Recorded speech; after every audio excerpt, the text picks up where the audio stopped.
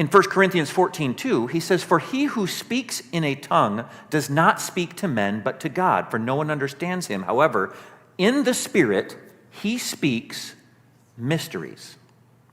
Why?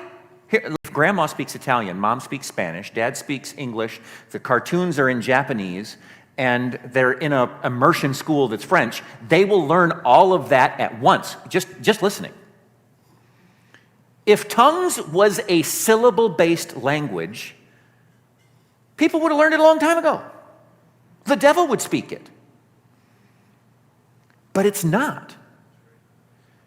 It's not about what it's. That's why people are like, oh, well, I have spoken to Christians who are like, that person's language doesn't sound as articulate as that person. I think that person has a more developed, more mature.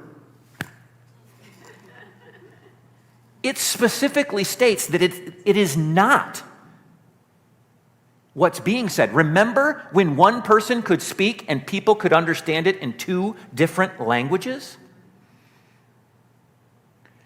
God is communicating, your spirit is communicating on a wavelength that exceeds syllables. And you say, well, then why don't I just sit and do nothing? Great question. Let's look in the Bible at various examples of when God did miracles and when the supernatural happened. And you know what? He didn't say do nothing. When God wanted to feed 5,000 people, he didn't just magically throw them food in their stomachs or in their hands.